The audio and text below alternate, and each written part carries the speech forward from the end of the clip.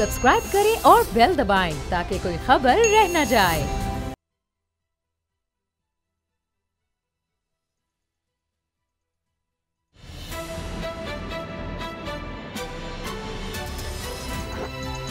अब पता चला। बिस्मिल्लाहिर्रहमानिर्रहीम, अस्सलाम वालेकुम। मैं हूं मोहम्मद उसामा गाजी और आप देख रहे हैं अब पता चला। जब से मुल्क में करप्शन के ख़िलाफ़ मुकदमात में तेज़ी आई है, करप्शन की बहुत ज़्यादा बात की गई, ख़ास तौर पर इमरान खान साहब ने पूरी कैंपेन ही करप्शन के ख़िलाफ़ चलाई थी। उसके बाद वो हुकूमत में आए, बहुत दफ़ा प्रोग्राम्स में भी, जलसों में, कई जगह हदीस कोट की जाती है कि सरकार दो आलम सल्लल्लाहु अलैहि वसल्लम के पास जब सिफारिश लाई गई एक औरत की कि जिस पर चोरी का इल्ज़ाम था, तो फिर आप सल्लल्लाहु अलैहि वसल्लम ने अपनी बेटी के हवाले से ये बात कही कि अगर वो भी होती तो उसके लिए भी, अगर वो चोरी करती तो उसको भी मैं यही सज़ा देता। हालांकि वो एक बड़े अहम कबीले की वो खातून थी जिसको ये सज़ा सुनाई गई। अब ये कोट किया जाता है कि हमारा दीन हमें ये कहता है कि तुमसे पहली उम्मतें इसलिए तबाह हो गई कि ताकतवर के लिए कानून और था, कमज़ोर के लिए और था। ये आप सुनते होंगे, लेकिन मसला वहाँ होता है, ये हम बातें सुनते रहते हैं कि जब अमली तौर पर कोई एक्शन होता है तो फिर बिल्कुल ही और पैमाने हो जाते हैं। यानी यहाँ पर आप किसी सियासतदान को पकड़ें तो जमहूरियत ख़तरे में आ जाती है। अब क्या सियासतदानों में करप्शन है ही नहीं, क्या करें? उसके बाद आप किसी कारोबारी शख्सियत को पकड़ें तो जनाब ये मुल्क की मईशत के ख़िलाफ़ एक साजिश हो गई है, मुल्क की मईशत चल ही नहीं सकती, भागते हैं इधर उधर, ये जी कहाँ से करेंगे, टैक्स इकट्ठा करने जाओ, कहते जी हो ही नहीं सकता, इस तरह तो मुल्क चल ही नहीं सकते। अब मैं तो ये भी कहूँगा कि साफ़ी तो मैं नहीं कहूँगा, उसमें भी कारोबारी शख्सियत ही कहेंगे। अब अगर कोई भी शख्स किसी से जुड़ा है, उसके पास एक ताकत है, यानी सियासतदान है तो अपनी ताकत का इस्तेमाल करेगा, किसी और शोबे से है वो अपनी ताकत का इस्तेमाल करेगा कि अगर उस पर हाथ डाला जाए। तो अब मीर शकील साहब का मामला भी इसी तरह का है कि अगर उनकी गिरफ्तारी हुई है तो उसके बाद जाहिर है कि उनके जो स्टेक्स हैं मीडिया के अंदर, इतने सालों से उन्होंने जो एम्पायर बिल्ड किया, मीडिया एम्पायर, उसका भरपूर इस्तेमाल कर रहे हैं, भरपूर इस्तेमाल। चाहे उसमें साफ़ती तंजीमें इन्वॉल्व ना भी हों तो ख़ुद से ही कैमरों पर और टीवी पर वो चलाते चले जा रहे हैं, जनाब ये हो रहा है, वो हो रहा है, आज़ादी सहाफ़त पर हमला हो गया, अखबारात उनके कई हैं, टेलीविज़न चैनल्स कई हैं, वहाँ पर एक अजीब उन्होंने माहौल बना के रखा हुआ है। कहाँ तक ये बात सच है? क्यों इस तरह का प्रोपेगेंडा हो रहा है? क्यों इदारों को दबाव में लाने की कोशिश हो रही है? कभी हुकूमत पर इल्ज़ाम, कभी नैब पर, कभी अदालतों पर बाकायदा यानी दबाव डालने की कोशिश। आज सबसे पहले इस पर बात करेंगे असद खरल साहब, बाबा डोगर साहब से। खरल साहब, ये क्या हुआ है कि ये काफ़ी अरसा पुराना एक केस, पहले कई केसेस बने, यही वजह थी कि कोई हाथ नहीं डालता था, चाहे तौहीन मज़हब का मामला हो, चाहे टैक्स चोरी का मामला हो, चाहे मुल्क के ख़िलाफ़ प्रोपेगेंडा करने का मामला हो, कुछ भी हो, चाहे अमन की आशा हो, तो उसकी वजह यही थी कि भाई अगर हाथ डालेंगे तो फिर शोर मच जाएगा और कोई बर्दाश्त ही नहीं कर सकेगा, कोई खड़ा नहीं हो सकेगा। और वैसे तो पुरानी हुकूमतों से तो वैसे ही ताल्लुकात थे। मामला ये है उसामा साहब, इस केस के अंदर बहुत सारी चीज़ें सामने आ रही हैं और मज़ीद अभी और बहुत सारे, मैं पहले भी बता चुका हूँ, अभी भी मीर शकील रहमान साहब के ख़िलाफ़ केस जो बंद पड़े थे, जो दबे हुए थे फाइलों के अंदर, वो खुलने वाले हैं, खुल रहे हैं, खुलेंगे, ये मैं आपको बता दूँ। नहीं तो इन धमकियों को कोई असर नहीं हो रहा जो मीडिया में चलाई जा रही है? मामला ये है, कोई फ़र्क नहीं पड़ता आपका, ये इनसे कोई फ़र्क नहीं पड़ता, मीडिया ट्रायल से केसों के कभी फैसले नहीं होते। अब मामला ये है कि जो ये मामला 86 की बात है ना, 1985 दिसंबर में एक डिनर हुआ था जब नवाज शरीफ साहब वज़ीर आला बने थे। और आपको मैं ये भी बात बता दूं, मैं नहीं कह रहा, उनके एक वो सीनियर आदमी सोहेब मरगूब साहब ने ये खुद एतराफ़ किया इस चीज़ का या इंकशाफ किया है, जो सीनियर पोस्ट पे रहे, मैगजीन एडिटर कई साल, एडिटर मैगजीन कम से कम 20 साल एडिटर मैगजीन, बहुत सारे जंग के अफेयर को बड़े करीब से उन्होंने देखा है। वो ये बताते हैं कि उस डिनर में मैं भी शामिल था और भी जंग ग्रुप के लोग, उसमें न्यूज़ और जंग के लोग मौजूद थे। उसके अंदर नवाज शरीफ साहब के हवाले से ये भी उन्होंने बताया कि हमने बाकायदा पंफलेट छापे, मीर शकील रहमान साहब ने या जंग ग्रुप ने उनको वज़ीर आला बनाने में बड़ा एक अहम रोल अदा किया। और वो रोल आपको जब 13 मार्च को जब उनको पेश किया गया एहतसाब अदालत में रिमांड के लिए, तो आपने उसकी झलक वहां पे भी नजर आई कि नून लीग के कारकुनों की एक बड़ी तादाद वहां पे मौजूद थी उनको सपोर्ट करने के लिए। वो जैसे जिस तरह हमजा शहबाज, मरियम साहिबा या नवाज शरीफ साहब, शहबाज शरीफ साहब के साथ जितने लोग आते हैं, आलमोस्ट उतने लोग और वही चेहरे थे वही चेहरे और वही नारे थे जो उनकी हमायत के लिए आए थे। वो कहते हैं कि वहाँ पे हमें प्लाट दिए गए और प्लाट हमने मांगे साफी कॉलोनी के लिए, 2500 रुपया बकायदा लिया गया, लोगों के शनाख्ती कार्ड लिए गए, एक कॉलोनी बनाने के लिए ये ख्वाब दिखाया गया। उसके बाद ये जो जगह है, जो कनाल पे जगह है, एक 54 कनाल से ज़्यादा जो जगह है, इसके लिए कहानी बनाई गई। वो मोहम्मद अली मरहूम जिसके बेटे हाकम और हदायत थे, वो पटवारी था, और मोहम्मद अली एक फ्राडिया नॉन एक स्विंडलर था, और उसके कई कैंट तहसील के अंदर बहुत सारे ऐसे खाते हैं जो जाली साबित हुए, और ये विरासती इंतकाल है। एक और बात अहम, इसके अंदर जो परत बंटवारा है या जो पर्चा है, जो बाकी पीछे जो खतौनियाँ हैं, कि यानी जो वो पटवारी साहब हैं उनके पास आधे लाहौर की ज़मीन के वो मालिक कैसे बन बैठे। ये जो एक 80 कनाल का खाता है, ये विरासती इंतकाल आगे आ रहा है। और उसके बाद अचानक उनके 2 बेटे और वो आगे बेटियां का, और ये मुख्तार आम बन गए, पावर ऑफ अटार्नी बन गई 86 के अंदर। अब ये बड़ी हैरान कुन एक मैं आपको जो इंकशाफ करने जा रहा हूँ, बहुत अहम इंकशाफ है। जी। मामला ये है कि 2008 के अंदर वज़ीर आला बन गए शहबाज शरीफ साहब। डोगर साहब ऐसे ही है? अच्छा, जब वज़ीर आला बने तो 86 से ये मामला पेंडिंग था, क्योंकि नवाज शरीफ ने नवाज शरीफ की थी, लेकिन ये मामला सीधा नहीं हुआ था। शहबाज शरीफ साहब ने जब फाइल मंगवाई तो उन्होंने फाइल अपने पास रखी है, जो आज तक उनके पास है या कहीं है LDA में फाइल, वो गायब हो गई है। अच्छा। 86 से लेकर 2008 तक जो फाइल है वो उसी साफी कॉलोनी के नाम से चलती रही, उसी के नाम से बोलती रही। बहुत सारे किरदार उसके नैब में सामने भी आ जाएंगे। अच्छा, अगर नैब उनको बुलाएगी तो ठीक है। अच्छा, अब क्या हुआ, अब वारदात क्या हुई? 2008 के बाद उन्होंने कहा जनाब मीर शकील और रहमान कहा कि ये तो बिल्कुल खाता ही साफ हो गया है। 2008 से लेकर 2013 में फाइल दोबारा बनी, यानी 1986 वाली इस जमीन का जो बता दिया गया था कि जनाब ये जमीन है 54 कनाल से, ये साफियों के लिए। अच्छा, अब मामला ये है कि दोबारा 2008 से प्रोसेस शुरू हुआ फाइल के अंदर, ये जो अभी फाइल है, और 2013 के अंदर जाके अवार्ड हो रहा है। रकबा एक्वायर हुआ, वो समरी CM को जो पुट अप उसमें लिखा हुआ है कि ये जो एग्जीक्यूशन एक्वायर हो गई थी 1981 के अंदर, 86 में उसका मोटेशन हो ही नहीं सकती थी, वो भी गलत काम हुआ। फिर यहाँ पे अवार्ड आ रहा है 2013 में जाके, उसके अंदर वो EDOR, वो तहसीलदार, वो पटवारी महकमा रेवेन्यू के और LDA के DG से लेकर नीचे तक 4-5 लोग वो शामिल है उसमें। फिर 2013 के अंदर बकायदा डेवलपमेंट चार्जेस दिए जा रहे हैं, 2013 से 16 में जाके। यानी मुझे ये बताएं कि 54 कनाल के अंदर सुई गैस के पाइप बिछे हुए, सुई गैस के पाइप बिछे हुए, कितने लाखों के होंगे वो। फिर उसके अंदर डेडिकेटेड बिजली के ग्रिड और खंबे लगे हुए हैं। जी। फिर उसके बाद जनाब PDCL की लाइनें बिछी हैं, फिर उसके बाद सड़कें बनी हैं, फिर उसके बाद सीवरेज और सैनिटेशन और जनाब वाटर सप्लाई है, सब सरकारी। ये सारा सरकारी मामला से मैं चाह रहा हूं बाबा डोगर साहब को भी। और ये इंकशाफ उस वक्त हुआ जब मुशर्रफ साहब को बुलाया गया, इनकी शादी की तकरीब थी, और कुत्तों ने जनाब वहां पे बार बार पॉइंट आउट किया, और जो सेन खोदा गया तो नीचे जनाब वो सुई गैस के चूंकि पाइप थे और ऊपर प्लास्टिक लिपटा हुआ था। तो उन्होंने कहा अगर आपने मुशर्रफ के साथ ग्रुप फोटो बनाने की जो आपकी ख्वाहिश है, अगर वो पूरी करनी है तो ये फिर खुदाई करनी पड़ेगी।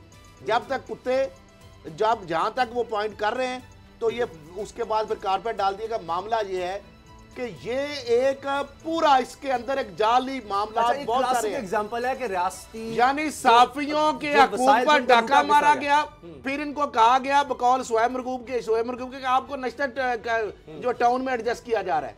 अच्छा। उनसे शनाख्ती कार्ड लिए गए, ये सारी कहानी बनाई गई, 2008 तक यही कहानी चलती रही। ये मैं उन लोगों से बात कर रहा हूँ, टाउन में भी चेक कर ले, इन्होंने वहां पर भी इसी चक्कर में प्रॉपर्टी ली हुई है साफियों के नाम पर। निस्टर टाउन में भी इनके पास प्रॉपर्टी है। मुझे खुद से मरगूब ने बताया कि निस्टर टाउन में भी इन्होंने इसी नाम पर जालसाजी से। और छोटी सी एक बात, जो बैंक ऑफ पंजाब से अभी लोन लिया इन्होंने, जो अभी लोन लिया 17-18 में नवाज शरीफ की हुकूमत और शहबाज शरीफ के वक्त 700 मिलियन से ज्यादा, 70 करोड़ ज्यादा, उसके लिए जो प्रॉपर्टियां उन्होंने प्लज कराई हैं ना, जी, वो प्रॉपर्टियां और है इसके अलावा। और ये एक और इंकशाफ के जो यहाँ पे नेशनल बैंक में ये जमीन 8 जो जॉर्ज टाउन वाली कराई है ना, वहां पे 58 कनाल ठीक है, और 17 मरले की प्लाज कराई हुई, गिरवी रखवाई हुई, जो यानी सिक्योरिटी वहां पे 54 कनाल की बजाय 4 कनाल। अच्छा, और आगे एक्साइज का भी बता दें, एक्साइज में कितना है? एक्साइज में जो एक्साइज का मैंने खाता चेक किया है, एक्साइज के कागजों के मुताबिक इसकी टोटल ये जो जगह है ये 64 कनाल है। एलडीए कह रहा है 54 कनाल 5 मरले। एक्साइज कहता है कि इसके अंदर जो सड़कें डाली गई और इसके अंदर जो पार्क था एक वो डाला गया, तो इसकी टोटल ये जो लैंड है ये 64 कनाल, यानी सरकारी पार्क भी यहाँ पर होना था, वो भी अंदर अंदर डाल दिया गया।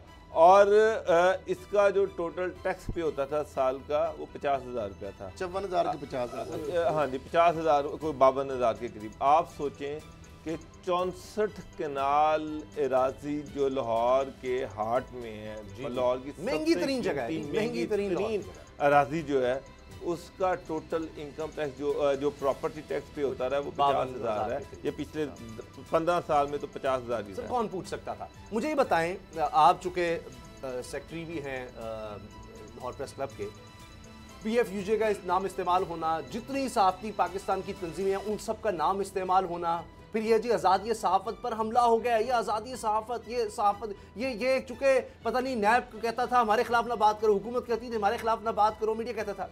जब शुएब शेख की गिरफ्तारी होती है तब आज़ादी सहाफ़त पर हमला नहीं होता, और वो जिस तरह से केसेस बनाए जाते हैं और उसमें फिर ये खुद नज़र आता है कि किस तरह से पार्टी बने हुए थे। सलमान इकबाल पर ARY उनके खिलाफ FIR होती है, तब नहीं आज़ादी सहाफ़त पर हमला होता। ये जाकर दूसरे मुल्कों में उनके खिलाफ केस करते हैं, तब सहाफ़त पर हमला नहीं होता। असद खरल जैसे लोगों के खिलाफ जब कातिलाना हमले होते हैं तब क्यों नहीं होता सहाफ़त पर हमला?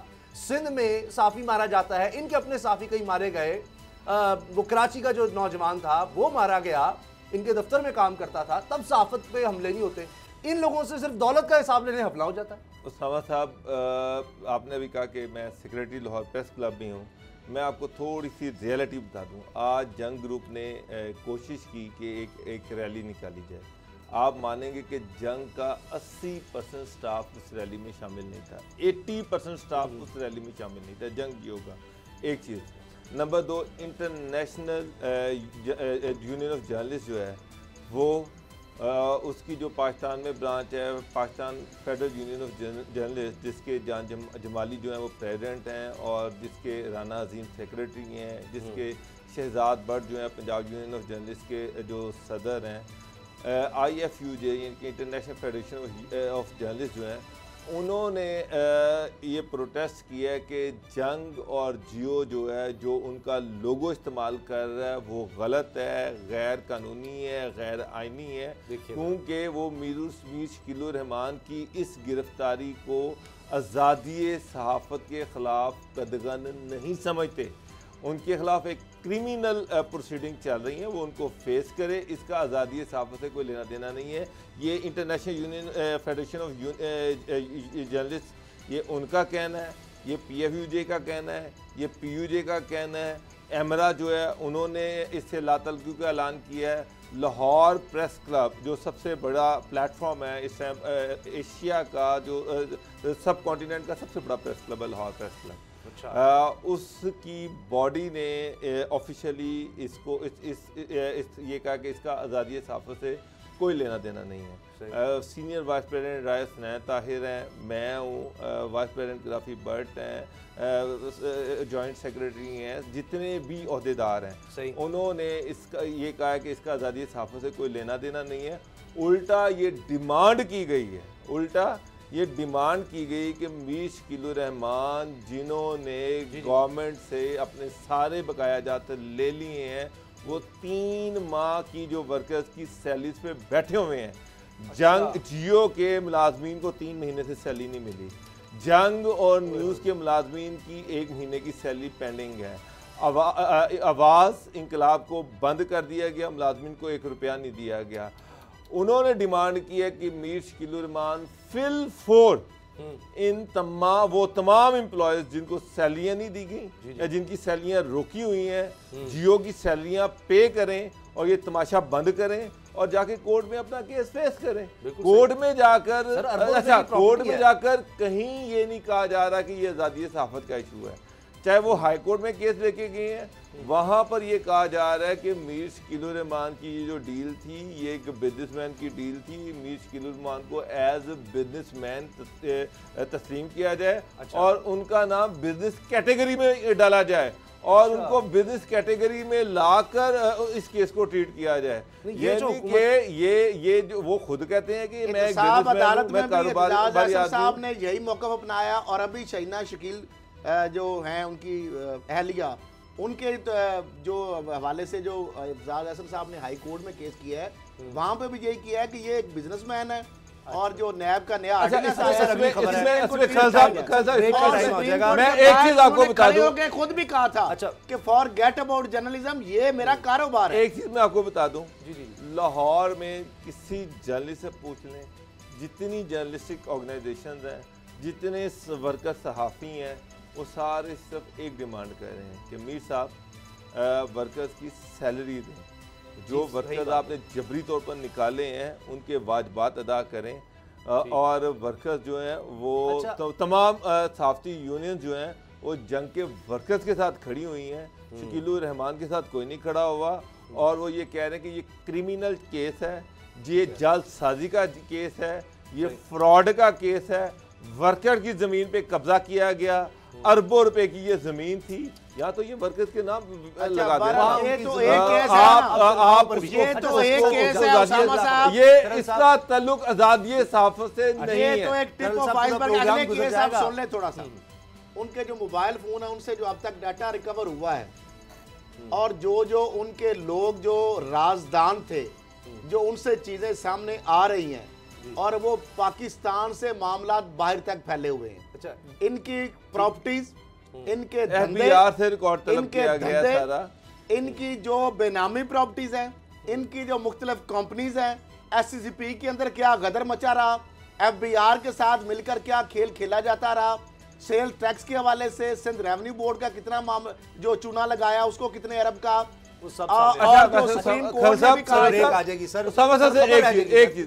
अभी तक की जो एक दो दिन की इन्वेस्टिगेशन हुई है, जो भी नैब के पास नया रिकॉर्ड आया है उस हवाले से मीर शकील रहमान से जितने सवालात किए गए हैं, मीर शकील रहमान के पास कोई जवाब नहीं है उसका। अच्छा, एक और नेशनल बैंक ऑफ पाकिस्तान सवाल का जवाब नहीं दे जो लोन है उसके हवाले से, बैंक ऑफ पंजाब के लोन के हवाले से, SCCP की जो कंपनियां वहां पे कई साल तक जो आपने जमा नहीं कराया क्वाइफ, FBR के हवाले से, फिर जाली आपने जो ABC सर्टिफिकेशन और जो न्यूज़ प्रिंट का कोटा माजी में खाते रहे। एक और राज खुला है, बहुत खाते हैं बाहर के मुल्क, यानी पाकिस्तान से पैसा लूटा, पाकिस्तानी नेशनल बैंक से लूटा, बैंक ऑफ पंजाब से लूटा, जी और जंग के पैसे, और बाहर किस तरह लेके गए ऑफशोर कंपनियां, ऑफशोर कंपनियों के साथ एक नेक्सिस, ये चीजें सामने इदारों के पास आ गई हैं। नेशनल बैंक ने FIA में केस भेजा था, वो मामला भी अब पुट अप हो रहा है। सर 2 मिनट रह गए। एक और राज खुला है, साबिक तर्जुमान दफ्तर खारजा तस्नीम असलम साहिबा, उन्होंने ये कहा है कि मियां नवाज शरीफ साहब जब वज़ीर आज़म थे उन्होंने वाज़ेह तौर पर यह कह दिया था वज़ारत खारजा को कि भारत के खिलाफ कोई बात नहीं होगी, कोई बात नहीं की जा सकती, कुलभूषण का नाम नहीं लिया जा सकता। अब ये वज़ारत खारजा की को डायरेक्शन दी गई बतौर वज़ीर आज़म, और ये हमारी बिल्कुल पॉलिसी नहीं थी। यानी कश्मीर की जो हमेशा जब भी यहाँ से कोई जाता था कश्मीर की जो क़यादत थी उससे मिलता था, ये जब भारत गए नवाज शरीफ साहब उनसे भी नहीं मिले। तो बाबर डोगर साहब ये तो वो अमन की आशा से निकलते हैं तो यहाँ तक जब पहुँचते हैं ये तो पूरा गठजोड़ सामने आता है, ये तो अब सारी स्कीम सामने आ गई है। ये कश्मीरियों पर जो आज जुल्म हो रहा है, फिर ये पूरा एक प्लान का हिस्सा था कि आप खामोशी इख्तियार किए रखें और वक्त आने पर हम इनके सारे हुकूक सल्ब कर देंगे। तो जब आप खामोश रहेंगे 5-6 साल तो उसके बाद तो आदत पड़ जाएगी ना, पूरी दुनिया को पता ही नहीं कि कश्मीर का कोई मामला भी है। बहुत देर कर दी मेहरबान आते आते। ये तो हम पिछले 3 साल से यही बात कर रहे हैं कि उसामा साहब उस वक़्त मियाँ नवाज शरीफ जो थे एक पॉलिसी के तहत, एक फॉरेन पॉलिसी का ये हिस्सा था कि हमने इंडिया के ख़िलाफ़ कोई बात नहीं करनी, हमने इंडिया को आउट ऑफ द वे जाके अकोमोडेट करना है। मोदी के साथ उनके बिजनेस इंटरेस्ट थे, मित्तल के साथ उनके बिजनेस इंटरेस्ट थे, उनके वहाँ पर बिजनेस स्टेक्स थे, उनके बच्चों के बिजनेस स्टेक थे। इसी वजह से आप देखें किस तरह हम इंडिया के नीचे लगे हुए थे किस तरह से इंडिया के जो लोग थे वो यहाँ पर इनकी शुगर मिलों में काम कर रहे थे। यहाँ पर मैकेंजी इंटरनेशनल जो था उसको कॉन्ट्रैक्ट दे दिया गया सी पैक की मॉनिटरिंग का। मैकेंजी इंटरनेशनल वो है जिसके हर तीसरा बंदा जो है वो इंडियन है, रॉ का एजेंट है। उसके बाद आप देखेंगे जिस तरह से ये जासूस पकड़ा गया और उसका पूरे टेन्योर में किसी एक मिनिस्टर ने नाम तक नहीं लिया। इतना बड़ा दुनिया की तारीख में बहुत कम होता है कि एक सर्विंग कर्नल जो है वो किसी दूसरी मुल्क में जासूसी करता हुआ पकड़ा जाए। आईसीजे तक मामला गया, उन्होंने एक्सेप्ट कर लिया सर, सब कुछ हो गया। वहां पर इंडिया ने ये कहा, उन्होंने कहा कि जनाब मियां नवाज शरीफ साहब जो हैं इनके जो प्राइम मिनिस्टर थे उन्होंने तो एक दफा भी ये नहीं कहा कि ये जासूस है, ये तो इंटरनेशनल कोर्ट ऑफ जस्टिस का जिक्र हो गया। आईसीजे में उन्होंने प्ली ली। उसामा साहब साबिक तर्जमान दफ्तर खारजा का ये बयान कि जनाब नवाज शरीफ साहब ने हमें मना किया था और जब सवाल किया गया क्यों, तो उन्होंने कहा क्योंकि वहां पे उनके कारोबारी मफाद थे। कलभूषण यादव का नाम की आप बात करते हैं, परवेज रशीद साहब वजीर इत्तलात व नशरियात थे। जब जनरल आसिम सलीम बाजवा ने प्रेस कॉन्फ्रेंस की, उनकी वीडियो चलाई तो आखिर में उन्होंने उस सारे मामले की तरदीद कर दी। उनका ये कौन से साबित हो गया, ये तो इल्जाम ही है। वहां पे बकायदा डराया किया गया। कैसा इत्तेफाक है, एक अदारा चलाता है अमन की आशा कि इंडिया के साथ दोस्ती होनी चाहिए, मोहब्बत होनी चाहिए, मोहब्बत की पींगे होनी चाहिए, बॉर्डर खत्म कर दें, वीजे खत्म कर दें।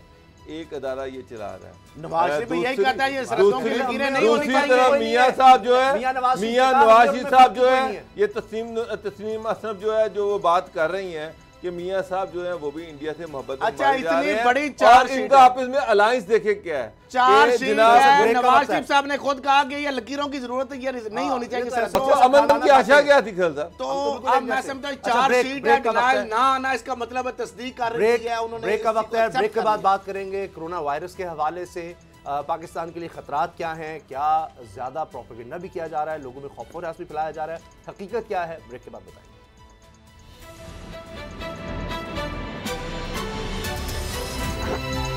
अब पता चला।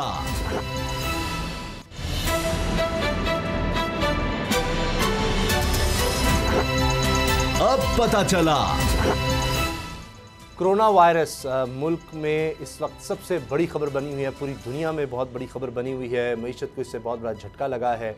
पाकिस्तान में 100 से ज़्यादा हो चुकी है तादाद जो केसेस सामने आए हैं। सबसे ज़्यादा केसेस सिंध में सामने आए हैं और उसमें भी सक्खर में तादाद ज़्यादा है और ज़्यादातर लोग वो हैं जो तफ्तान में थे, यानी ईरान से आए हैं। इसके अलावा शाम से भी हैं, कुछ दुबई से भी लोग आए, वो भी रिपोर्ट हुए हैं। इस बारे में अब ये भी कहा जा रहा है कि क्योंकि सब लोग इस वक्त परेशान हैं, हर कोई पूछ रहा है कि क्या होगा, कैसे इसको फैलने से रोका जा सकता है। सारी हुकूमत इस पर लगी हुई है। बाबर डोगर साहब, अब तक जो इंतजाम किए गए हैं, जिस तरह पंजाब में भी दफ़ा 144 का निफाज कर दिया गया है, शादी हॉल्स, इज्तिमात, इन सब पर पाबंदी, स्कूल्स बंद, पूरे मुल्क में अब इस तरह से मतलब हंगामी तौर पर गैर मामूली इक़दाम उठाए जा रहे हैं। तो आपको क्या लगता है कि ये रिस्पांस बिल्कुल सही है, दुरुस्त है? क्योंकि अब तक 100 से ज़्यादा कोशिश तो की गई कि केसेस रुक जाएं, लेकिन तादाद रोज़ बढ़ रही है। देखिए उसामा साहब, अगर आप देखें China, Italy, Europe, America, Iran, जितने भी सारे ममालिक हैं उनके पास बेतहाशा रिसोर्सेज हैं। अमेरिका ने $50 अरब का बजट रखा है इसको काउंटर करने के लिए। सऊदी अरब ने 1 अरब रियाल ही है उनका। यूएई ने 50 अरब दिरहम का बजट रखा है। तो अगर ये बड़ी बड़ी इकॉनमीज हैं, अगर वो इतना बड़ा बजट, इतने ज़्यादा रिसोर्सेज के साथ इस पर कंट्रोल पाने में कामयाब नहीं हो रही, तो फिर अगर आप पाकिस्तान का हाल है तो वो तो हम तो अल्लाह के हवाले हैं। अभी भी अगर पंजाब में एक पेशेंट जो आइडेंटिफाई हुआ है मियो हॉस्पिटल में है, वहाँ पर उसकी ट्रीटमेंट जो है वो भी बस ऐसे ही है। ना इनके पास रिसोर्सेज हैं, ना इनके पास कोई इलाज की कोई किट है, ना इनके पास कोई अद्वियात हैं। यहाँ तक कि सर्विस हॉस्पिटल के जो एमएस हैं उन्होंने गवर्नमेंट से ये रिक्वेस्ट की थी कि हमारे जो डॉक्टर्स हैं उनको किट्स दी जाएं। वो किट जो कोरोना के जो डॉक्टर्स हैं, जो उनकी हिफाजती किट्स होती हैं, जैसे उनके पास ग्लव्स होते हैं, उनके पास पूरा एक लिबास होता है ताकि वो उसके वायरस को उसके पेशेंट को देख सकें। तो बजाय ये कि डॉक्टर्स को ये किट्स दी जाती, उस MS को तब्दील कर दिया गया। हालात ये हैं कि डॉक्टर्स कोरोना के पेशेंट को, पंजाब में जो एक पेशेंट है उसको देखने से डर रहे हैं। YD ने तो वाज़ेह तौर पर कह दिया कि जब तक किट फ्राहम नहीं की जाएगी कोई डॉक्टर उन कोरोना के पेशेंट के पास नहीं जाएगा। यहाँ पर सरकारी तौर पर उनके जो लैब टेस्ट हैं उसकी कोई ख़ास फैसिलिटी मौजूद नहीं है। प्राइवेट तौर पर जो फैसिलिटी है, जैसे शौकत खानों में आगा खान है, तो वहाँ पर 8,000 रुपये की एक लैब टेस्ट है। अब मुझे बताएं कि आम गरीब पेशेंट तो बेचारा इतने पैसे खर्च करके अपना टेस्ट भी नहीं करवा सकता। तो यहाँ पर रोकथाम के लिए मेरा ख्याल है कि गवर्नमेंट जो मैक्सिमम कर सकती थी वो ये थी कि पब्लिक गैदरिंग को रोका जाए ताकि इसका कोई फैलाव उस तरह से फैलाव ना हो। बाकी अल्लाह ताला की ज़ात है, हम सबको दुआ करनी चाहिए कि मौसम बदले, क्योंकि ये कहा रहा है कि 27 टेम्परेचर के बाद से अगर टेम्परेचर ज़्यादा होता है तो ये वायरस जो है वो सरवाइव नहीं करता। तो इसके अलावा अल्लाह ताला की ज़ात के अलावा मेरा नहीं ख्याल कि पाकिस्तान इंसान में बस है, हमारे बस में ये है कि हम इसको फैलना, उसका खांसी नज़ला जुकाम नहीं होता लोगों को। लेकिन उसामा साहब फैलने का खतरा मैं आपको बताऊं कि हमारे पास रिसोर्सेज नहीं है, बल्कि गवर्नमेंट ओपनली नहीं कहेगी। लेकिन मेरा सर्वे सारे हॉस्पिटल्स की जो हालत है, जो कंडीशन है, उसको देखकर मैं आपको क्लैरिटी के साथ कह सकता हूँ कि अगर खुदा ना खास्ता यहाँ कुछ हुआ तो उसको कंट्रोल करना हमारे बस की काम नहीं है। अल्लाह ताला से दुआ कर सकते हैं। 137 होगी ये तादाद पूरे मुल्क में और 100 से ज़्यादा तो ये सिर्फ सिंध से हैं। अब खैबर पख्तूनख्वा में भी 15 केसेस कंफर्म हुए हैं। आज वज़ीर सिंध भी ये कह रहे थे जो क्वारंटाइन जिन लोगों को किया गया तफ्तान में, यानी जो ईरान से आए थे उनको वहीं पर रखा गया, आइसोलेशन में रखना, एक ही जगह पर सारे लोगों को रख दिया गया। यानी अगर उनमें से किसी एक को भी अगर मसला था तो ताकि सारों में फैल जाए। क्वारंटाइन मतलब यह है कि अलहदगी में रहें। इसीलिए कई लोगों को कहा जा रहा है कि अगर उनको खदशा है तो वो घर पे भी, जिसको माइल्ड है ज़्यादा नहीं, वो घर पर रहे, क्योंकि ज़्यादातर लोग खुद ही ठीक हो जाते हैं। आपस में मेल जोल उसमें कम करें। अभी भी ब्रेकिंग न्यूज़ इस बारे में चल रही हैं। तो ये असद खरल साहब उस तरह के इंतजामात नहीं किए जा रहे जिस तरह के होने चाहिए। अब ये तो अच्छी बात है कि चले स्कूल कॉलेजेस हर चीज़ आप बंद करें एहतियाती तौर पर, और तो कुछ नहीं किया जा सकता, इंसान बेबस है इसके। उसामा साहब, एक तो जो आपने बड़ा वैलिड पॉइंट उठाया है कि जो वहाँ पे लोग हैं सैकड़ों की तादाद में, उनको इकट्ठे रखा गया है और वो तो बजाय रोकने के वो तो फैलाव के बायस बन जाएंगे कि अगर एक बंदे को भी अगर वायरस है तो वहाँ पे जो इकट्ठे लोग रह रहे हैं, वहाँ पे इकट्ठे मिलते जुलते हैं, और कितने 400 के कितने हज़ार लोग हैं और टोटल वॉशरूम 4 हैं, तो वहाँ पे तो अच्छा खासा बंदा उस हालत के अंदर बीमार हो जाएगा जो वहाँ पे ना प्रॉपर उनको फूड मिल रहा है, ना पानी उनको साफ मिल रहा है, ना उनको कोई ट्रीटमेंट मिल रही है, सिर्फ उनको वहाँ पे रखा हुआ है। अच्छा, दूसरी बात, मैं लाहौर सूबाई दारुल हुकूमत का एक सिर्फ वाक़या आपको कोट करता हूँ कि एक कोरोना का वायरस का जो मरीज़ है नौजवान, वो हॉस्पिटल सरकारी दाखिल होता है, उसका इंटरव्यू मैं सुन रहा था, वो ये कह रहे थे कि 24 घंटे के बाद, पहले तो मुझे किसी ने पानी नहीं दिया, मैं पानी मांगता रहा कि 24 घंटे तक मुझे पानी ताकि दिया जाए, मुझे प्यास लग रही थी, पानी मुझे किसी ने नहीं दिया, खुला पानी मुझे दे दिया। मैंने कहा मैं पैसे देने के लिए तैयार हूँ, मुझे बंद बोतल वाटर ला दें। उसके बाद कहते हैं 24 घंटे बाद पहली दफ़ा मुझे पैरामेडिकल स्टाफ और डॉक्टर आया जिन्होंने मेरा थर्मामीटर से टेम्परेचर चेक किया। वो डर 24 घंटे बाद डॉक्टर खुद डर रहे हैं, ब्लेम नहीं करता, तो डॉक्टर साहब किट्स ही नहीं दे रहे, डॉक्टरों को ब्लेम भी नहीं करना चाहिए। वो बेचारे खुद डरे हुए हैं। अगर किट्स उनको गवर्नमेंट नहीं देती तो फिर हमें डॉक्टरों के ऊपर भी बैशिंग नहीं करनी चाहिए। क्या वो मैं तो यही कह रहा हूँ कि वो भी इंसान है, वो भी डरे हुए हैं, वो भी खौफजदा है। ये तो गवर्नमेंट की जिम्मेदारी है कि डॉक्टर्स को कम से कम हिफाजती जो चीजें हैं वो तो दें ताकि वो अपना तो बचाव कर सके। यहाँ पर तो हालात ये है कि जो MS ये कह रहा है कि हमें ये चीजें दी जाएं, उसको आपने वैसे तब्दील कर दिया, आपने उसका ट्रांसफर कर दिया। YDA जो है वो बेचारी परेशान है, वो स्ट्राइक पर जाने का सोच रही है कि भाई हमें कुछ तो दो, और ये ना हो कि हम उसको चेक करते वहाँ पे जाके जो आइसोलेशन वार्ड जो बनाया हुआ वहाँ मास्क तक नहीं है, कोई हिफाजती, कोई किट्स, कोई प्रॉपर टेस्ट लैब का कोई इंतजाम नहीं है, सवाए थर्मामीटर है वो भी लोगों ने अपने आप रख लिए हैं। थर्मामीटर भी अस्पताल में जाके 24 घंटे बाद चेक होता है बंदा, तो वो इलाज खाक कराएगा ना, उसके कोई टेस्ट हो रहे हैं।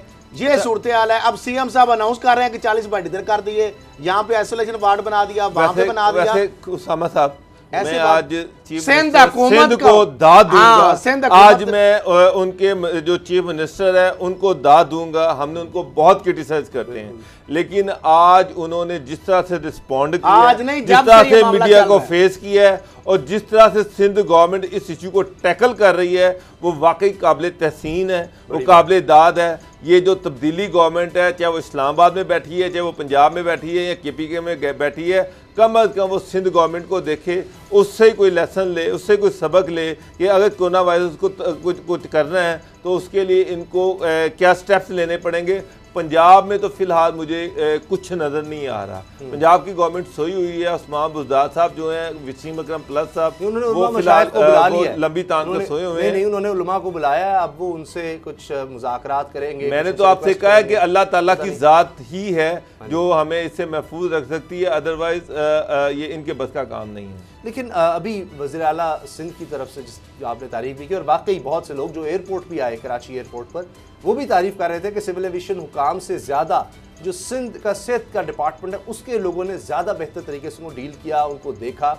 और मुसलसल सिंध की हुकूमत डिमांड भी कर रही है कि जो वजारतें मुतल्लिक़ा वफाकी वजारतें वो उस तरह ताउन नहीं कर रही है। अभी तफ्तान में वो कह रहे हैं कि जिस तरह आपने रखा हुआ है उससे बेहतर आप हेलीकॉप्टर के ज़रिए हमारे पास ले आएँ, सिंध में, कराची में जहाँ पर सेंटर बनाए हुए हैं वहाँ पर हम उनका ख्याल कर लें। तो वो तो ये ऑफ़र कर रहे हैं, लेकिन अभी वो कह रहे हैं कि अब हम ये भी सोच रहे हैं कि शायद रेस्टोरेंट्स को, चाय खाने और इनको भी बंद करना पड़े, लेकिन स्टोर्स, ग्रॉसरी स्टोर्स, इनको नहीं बंद करेंगे ताकि रोज़मर्रा की जो अशिया लोग ले सकें, मेडिकल स्टोर्स हैं उनको ना बंद किया जाए। तो इस वक्त जो वाहिद प्रिवेंशन की जा सकती है बेहतर ही है, क्योंकि अगर ये खुदा न खास्ता ज़्यादा फैल गया तो बड़ा मसला हो जाएगा पाकिस्तान जैसे मुल्क के लिए। तो इसको एहतियात के तौर पर ही हम स्टेप्स जितने ज़्यादा ले सकें वही बेहतर है और वही करने की कोशिश हो रही है। ब्रेक लेते हैं, ब्रेक के बाद बात करेंगे कि एग्जैक्ट सानेहा किस तरह पेश आया और आज जो वाक़यात हो रहे हैं उसमें उसको याद करने की और कौम के सामने रखने की कितनी बड़ी वो साजिश थी। बहुत ज़्यादा ज़रूरत है कि ताकि समझा जा सके कि मुल्क जब आगे जाने लगता है, कोई इदारा आगे बढ़ने लगता है तो उसके खिलाफ कैसे साजिशें होती हैं। ब्रेक के बाद बताएंगे।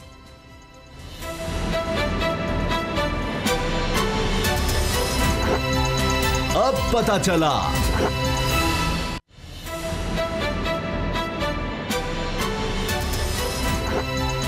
अब पता चला।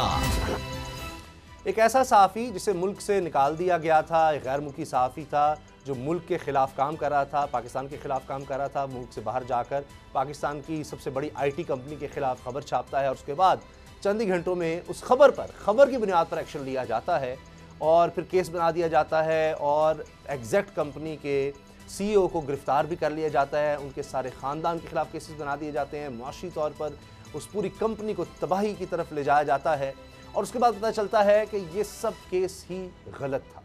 क्या कुछ हुआ, पहले हम आपको रिपोर्ट दिखाते हैं और उसके बाद सीनियर कानूनदान से बात करेंगे। हमारे साथ हैं सीनियर कानूनदान रिजवान अब्बासी साहब। रिजवान अब्बासी साहब, ये किस तरह से एक केस बनाया गया, अब क्या क्या चीज़ें इसमें सामने आ चुकी हैं और इसकी अब कानूनी हैसियत क्या रह गई है?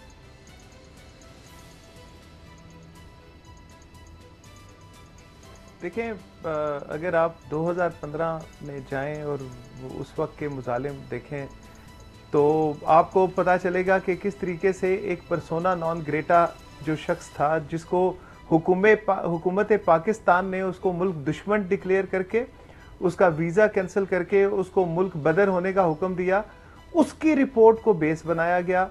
उसकी बेसिस के ऊपर FIR लॉन्च की गई। पहले FIR कराची में दर्ज से भी लोगों का थे जिन्होंने मकसद उनका जो है कोई कानून की बालादस्ती नहीं था, उनका मकसद किसी शख्स को सबक सिखाना था और किसी को एग्जाम्पल बनाना था। तो उन्हीं फैक्ट्स के ऊपर एक लॉन्च हो गई और आप देखें इंतहा ये है कि 10,000 लोग जो कि काम कर रहे थे, जो इसी मुल्क के शहरी थे, जो कि पढ़ी लिखी यूथ थी, उनको बेरोजगार कर दिया। अब जो ऑफिसर FIA के और जितने भी इस हायरार्की में आते हैं लोग, जिन्होंने इस मैटर को इन्वेस्टिगेट किया उस वक्त, उनमें से कोई एक शख्स ऐसा नहीं था जो ऑनलाइन एजुकेशन से वाकफियत रखता हो। उनमें से कोई एक ऐसा शख्स नहीं था जो IT इंडस्ट्री से रिलेटेड कोई थोड़ी सी भी नो हाउ रखता हो। वैसे टाइम हम तो उस दिन से हम यही रोना रो रहे हैं कि भाई ये देखो ये सब लाइसेंसेस मौजूद हैं, बैक सर्विसेज हैं, बैक ऑफिस सर्विसेज का कोई कॉन्सेप्ट आपको पता है? तो उसका जवाब ही नहीं मिलता था। तो क्लिक एग्रीमेंट्स थे, मुख्तलिफ एंटिटीज को बैक ऑफिस सर्विसेज प्रोवाइड की जाती थी। और आप देखें, आपने अगर आप 2014-15 की आईटी एक्सपोर्ट्स देखें पाकिस्तान की, तो मेरे ख्याल से 432 मिलियन डॉलर्स हैं। ये सब्जेक्ट, ये आप स्टेट बैंक ऑफ पाकिस्तान से वेरीफाई कर सकते हैं, जिनमें से मेरे ख्याल से 300 कुछ $350 जो थे, 350 मिलियन डॉलर जो थे वो एग्जैक्ट के थे। और उसके बाद आज की आप देख लें 2018-19 की जो है वो आईटी एक्सपोर्ट्स कहाँ पे चली गई। अभी आके जो है वो आप देखें, इतने ज्यादा दावे किए गए कि जी पूरी दुनिया में पता नहीं कितने लोगों को लूटा और पता नहीं कितने लोग विक्टिम हैं।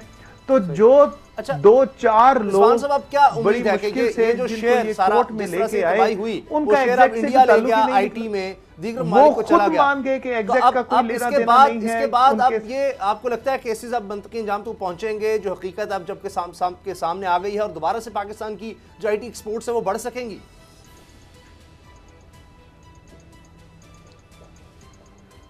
देखें, अगर बस अनफॉर्चुनेट यहाँ पे ये है कि जब एक्शन यहाँ पे लॉन्च होते हैं तो उसके पीछे बहुत सारे मोटिवेशंस होती हैं। तो लेकिन मैं आपको ट्रूली बताऊं कि ये वो केस था जो कि इंसाफ का कत्ल था। और अभी अगर हकायक सामने, जो कि उस वक्त भी शायद बहुत सारे लोगों को पता हो, लेकिन ये कुछ अभी तक के कोर्ट ऑफ लॉ के सामने मुझे एक है कि अभी ये जो मामलात थे ये मंतकी अंजाम तक पहुंचेंगे, सब लोगों तक अब ये हकायक आ चुके हैं कि ये कितना बड़ा झूठ का पलंदा था जिसके जरिए लोगों को गुमराह किया गया। गुमराह करके एग्जैक्ट के खिलाफ जो है एक प्रॉपर जो है वो कंपेन स्टार्ट की गई, उनकी रेपुटेशन को टार्निश किया गया। और अभी जो है मुझे पूरा यकीन है कि ये सब झूठ का पलंदा जो है ये सब खत्म होगा और इंशाल्लाह जो है वो। जी, बहुत बहुत शुक्रिया रिजवान अब्बासी साहब आपका। और ये देखिए कि पाकिस्तान के खिलाफ किस किस तरह से साजिश होती है कि अगर एक शोबे में, आईटी के शोबे में पाकिस्तान आगे जा रहा है, खबरें छुपाई जाती हैं, एक्शन किया जाता है, उसके बाद देखिए पाकिस्तान की एक्सपोर्ट कहाँ से कहाँ गिर जाती है और कितना नाकाबिल तलाफ़ी मुल्क को नुकसान होता है। और आज हम कह रहे हैं जी हमें एक्सपोर्ट्स की ज़रूरत है, हमें बाहर से ज़रूरत मुआवजा की ज़रूरत है। तो जो इस तरह की कंपनियां जो मुल्क के लिए काम करती हैं, जब आप उनको इस तरह तबाह करेंगे तो फिर कहाँ से आप इतनी एक्सपोर्ट्स ला सकेंगे। प्रोग्राम देखने का बहुत बहुत शुक्रिया, दुआ में याद रखिएगा। इजाज़त दीजिए, अल्लाह हाफिज़।